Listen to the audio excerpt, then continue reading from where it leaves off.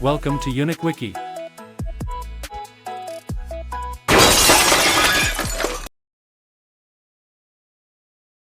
What if a tiny crack in the world of money could open a door that lets you walk through and step into a vault of gold and no one could see the door or find out that you were there?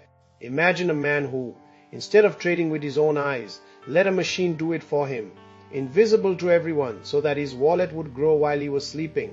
Imagine that the machine had a secret, that it could lift money from others as well. What if the same hands that promised endless income were also stealing?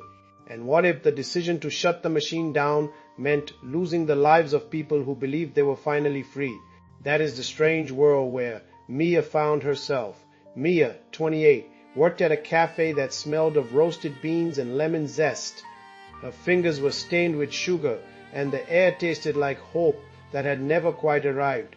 She lived in a narrow apartment on a street that hummed with the traffic of a city that never slept. Her bank account had a thin line of red that she could see but not touch. Each night she stared at the phone, scrolling through forums where people spoke of new ways to make money. She never had a chance to study economics or finance. Her life had been built on coffee, bills, and the hum of a dream that always seemed a little too far away. One evening when the cafe lights were dim and the world outside was hushed, a message popped up on her phone. It was an ad in a closed crypto forum that read, "The passive income phantom, untraceable crypto arbitrage, invisible liquidity pools. No one can see the trades, no one can stop you." The text was written in a clean, almost surgical typeface. What if you could grow your money without working and no one would know? The ad said, trailing off into a question that hung in the air. Mia pressed her thumb against the screen, her heart pounding in her chest. The idea was absurd, but the desperation that had been building inside her for months whispered, "Why not?" She typed a quick reply to the anonymous contact, her fingers trembling. "Show me how." She didn't know whose hands were behind the words, but she knew she had to find out. The next day, at the end of a shift, she slipped into the dark corner of the cafe, pulled the phone out of her pocket, and sent the message again. The reply came faster than she expected. It was a link to a video that was only 10 minutes long. In the video, a figure with a face behind a mask explained that the system used invisible liquidity pools, cryptocurrency pools that existed only in a hidden layer of the blockchain. By routing trades through these pools, the system could arbitrage differences in price without anyone on the open market noticing. The broker behind the system, called Phantom, would manage the trades. The broker claimed that each user had a unique key that kept their funds separate and that the profits would accumulate in their wallet automatically. No one could see the trades, no one could trace them. The voice in the video was calm, almost soothing. Imagine waking up each morning already knowing which trades will soar and which will crash. It said, no predictions, no risk, just flawless certainty, because you've already lived the day before. What if that power fell into your hands? What if the day before is you? Today, she felt a shiver run through her. In her mind, she pictured a line of numbers that grew in her account, a quiet river of money that flowed to her. The idea of a passive income that didn't require her to trade, to watch charts, or to risk her savings again was too tempting. Her fingers tightened around her phone. She sent a final message. "I'm in." Act 2 began that night when she opened a new account on the Phantom Broker platform. She typed her details, uploaded a photo, and was guided through a tutorial that promised that a small deposit, just a few $100s, would be enough to start. The broker offered a small test trade, a single coin at a low price, and the result was almost immediate. The coin's price rose and her small balance doubled in a matter of minutes. Mia stared at the screen, her heart racing with a kind of excitement she had never felt in her life. She checked the numbers again and again. The balance ticked up and she felt a strange sense of relief. The world that had seemed so large and unyielding was shrinking. A part of it had become accessible. She took the next step and made a larger deposit, using a part of the money she had saved for rent and the rest of her little stash she had found in the fridge. She watched the numbers grow. The broker's interface was simple. No complicated charts, just a dashboard that showed her balance and the current status of her trades. Her money grew quietly, and the Phantom Broker promised that the trades would continue to run like a machine, always looking for arbitrage opportunities in those invisible pools. The next day, Mia woke up and saw her bank balance increased again. "Joe!" Her phone buzzed with a notification from the broker. Profit received, 120.0. Her mind swirled with possibilities. She imagined a life where she could pay rent, buy groceries, maybe even travel. She thought of her father, who lived in a small town and worked as a farmer. He had always dreamed of a better life, and Mia imagined telling him that she could do it. In the midst of her excitement, a new message appeared. A user named Elias had sent her a private note. I've been watching this for years. You have a chance, but watch your back. His messages were short, cryptic, and always wrapped in riddles. He told Mia that the invisible liquidity pools were not truly invisible and that the broker system was built on a sophisticated algorithm that could track user balances in real time. He warned that while the broker's promise was alluring, there was a catch. If she continued to use the system without looking at the deeper details, she might be losing more than she thought. Mia was intrigued. She began to dig deeper, scrolling through forums, watching old videos, reading lost papers that Elias had posted. She found a thread about untraceable arbitrage and saw that many people had claimed to be making money, but a few had reported that their balances had suddenly vanished. The numbers she saw matched the account logs she had seen on the broker's dashboard. There were subtle differences, small withdrawals that were recorded.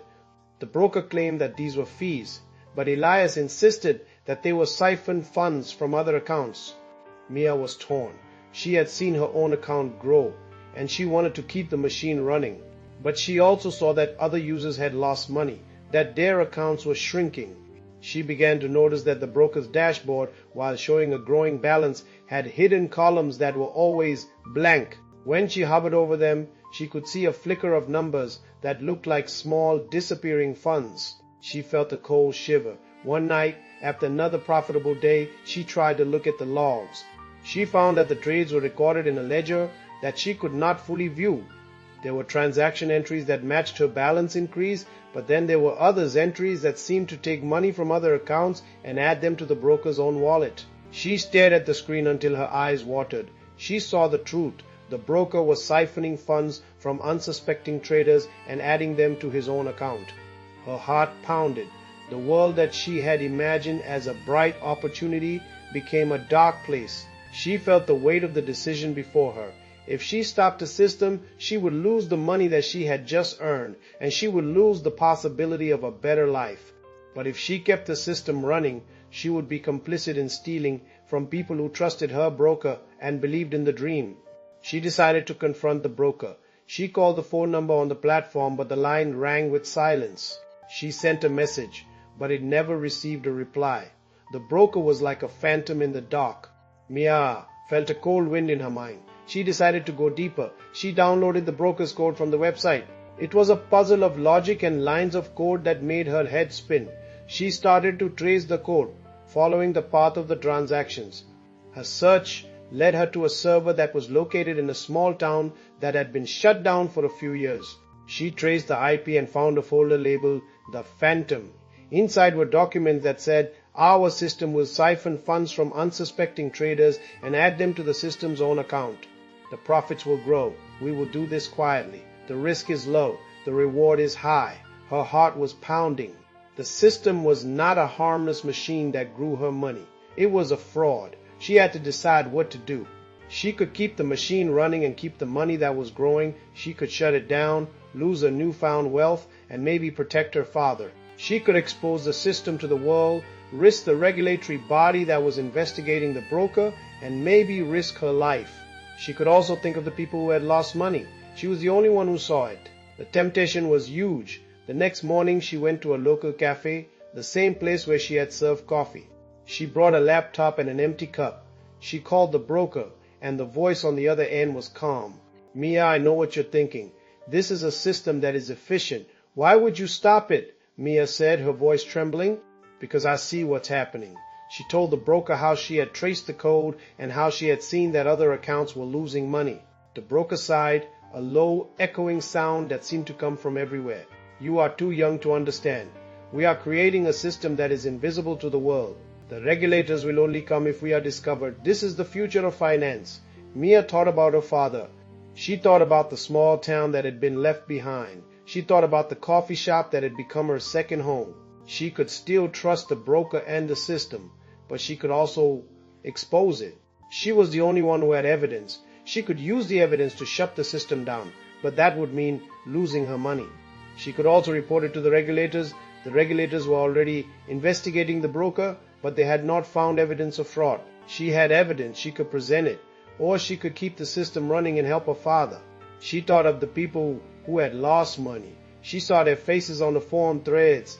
She saw the numbers that disappeared. She felt guilt. She remembered a line in the broker's description, "The system is untraceable," but now she knew that it was a liar. She remembered the words of Elias, "You have a chance, but watch your back." She decided to act. She sent an email to a prominent financial regulator. She attached the logs she had taken, the code she had found, and a description of the siphoning. She also sent the email to a news outlet. The regulator opened a case. The news outlet published a story that made the world gasp. The broker's name was spread across headlines. People were shocked. The broker server was shut down by the police. Mia watched as the world watched her father's life change. Her account suddenly lost the money that had grown. She saw the numbers drop. She thought about the coffee shop. She thought about the small town that had been left behind. She realized that the world was a strange place. She felt relief. She thought that she had done the right thing. She imagined telling her father that he could have a better life and that she had not cheated on the path to it.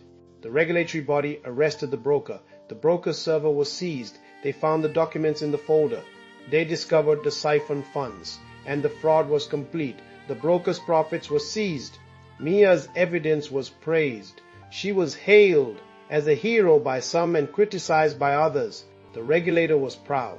Her account was frozen, but the regulator made sure she got back the money that was siphoned from other traders. She was able to pay her rent, buy groceries, and save for a future. She also learned that being careful was important, that there were dangers in the dream of easy money.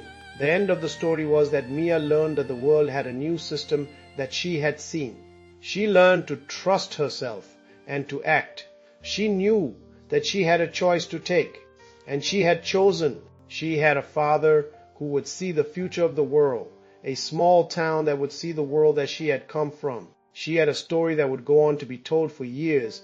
The world had learned that there is a risk in any dream that promises too much, that the hidden world of invisible pools could be a trap if not looked at carefully, that a broker that promises to give you a machine that runs automatically can have hidden motives, that the regulators are not enough, that one voice, that one careful mind can change the world.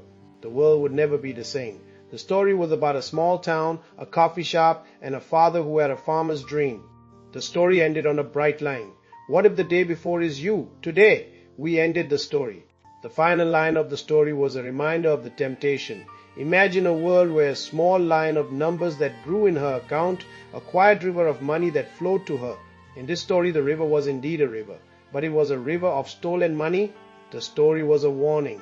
It was also a lesson. The world was a strange place. The world could be beautiful if you had the courage to do the right thing. And if the world was beautiful, maybe it would be bright. Found this interesting? Subscribe to the channel. Give this video a like, share it out, and drop your questions or ideas in the comments. Until our next adventure.